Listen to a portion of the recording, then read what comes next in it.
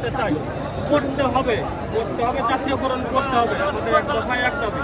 আমরা আজকে দেখেন দেশের সাথে তাল মিলে সৈনিক কেউ কোনো সৈনিক রাস্তা নেই। আজকে আমরা অনেক নির্যাতিত, অনেক অবহেলিত, আমরা এতটাই নির্যাতিত আমাদের পিঠ দেয়ালে ঠেকে গেছে। আর পিঠ ঠেকার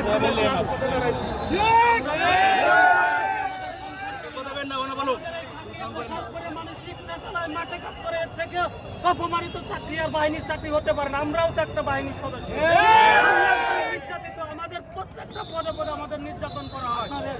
আমরা এই নির্যাতন আর চাই না, মানি না, মানবো না। এক দফা এক দাবি, আমাদের চাকরি জাতীয়করণ করতে হবে।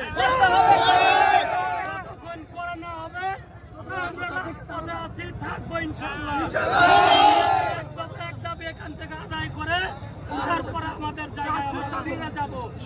যতক্ষণ হবে না ততক্ষণ আমরা রাজপথ ছাড়বো না।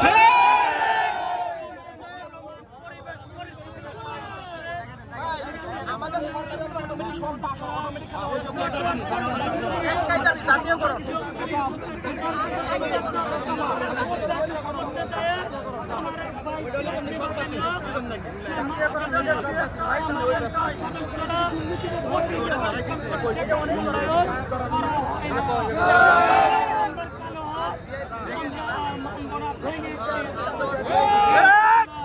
আমাদের বেতন থেকে মাসে 20% করে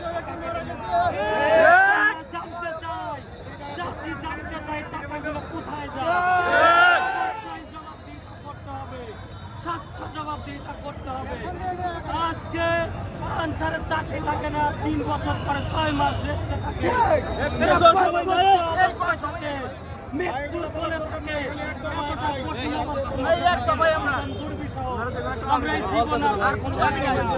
আমরা স্বাধীন সার্বভৌমত্ব বাংলাদেশে স্বাধীন মতো ব্যস্ত চাই।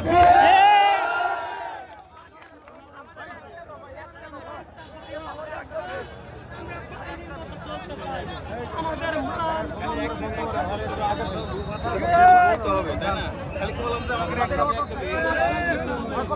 আমাদের দাবি আদায় না হওয়া পর্যন্ত ইনশাআল্লাহ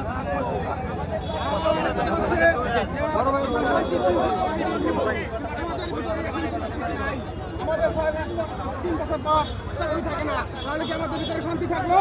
না, শান্তি থাকলো না। ডক্টর ইউনূস স্যার শান্তিতে নোবেল বিজয়ী। আমরা এই দেশে ওনার শান্তি শৃঙ্খলা, আমরা যেহেতু বাহিনী আছি, আমরাও শান্তিতে থাকতে চাই। চাই না, আমরা কর্ম চাই। 54,000 বাংলাদেশে এই আনসার সদস্য আছে, এদের কর্ম আছে, আরো 20,000-এর মতো কর্ম নাই। ওইগুলো থাকতেও আমাদের বাহিনী 2 লাখ 3 লাখ টাকা করে নিয়ে ট্রেনিং করায়। এটা আমরা জবাব চাই। এটা কি বেকার তৈরির কারখানা সৃষ্টি হয়েছে বাংলাদেশে? আপনারা জানেন এই দুর্যোগ মোকাবিলার সময় আমাদের ফেনীতে একজন আনসার সদস্য, বারমবাড়ির একজন আনসার সদস্য মৃত্যুবরণ করেছে। কেন করেছে? এই আনসার সদস্য মানুষের সেবার জন্য গিয়েছে, নিজের জীবন দিয়েছে। কিসের জন্য? মানুষের সেবার জন্য। তাহলে এই আনসার বাহিনী কেন জাতীয়করণ হবে না? তারা এখনো অফিসে বসে আনসারের বিরুদ্ধে ষড়যন্ত্র করতেছেন। তাদের উদ্দেশ্যে আমরা বলতে চাই, স্যার, আনসার রাজপথে নেমেছে, রাজপথে থাকবে। আমাদের দাবি যতদিন পর্যন্ত না মানবেন, আমরা রাজপথ ছাড়বো না।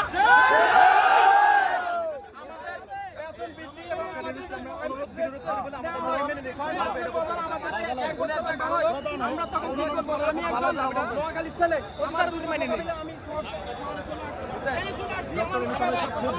দাদুকে আমি পানিতে রেখে চলে আসছি আমার দাবি অর্জন করার জন্য। আমি এখন বাড়িতে আমি ঠিক মতো খাইতে পারি না, আমি দিতে পারি না। আমি আমার দাবির জন্য আমি নোয়াখালী থেকে এখন চলে আসছি। আমার বাড়িতে যাই দেখেন এখনো পানি, আমি পানি বন্দি। আমি কেন চলে আসছি? আমার দাবি অর্জনের জন্য। যতদিন আমাদের দাবি অর্জন না হবে আমরা রাজপথ ছাড়বো না।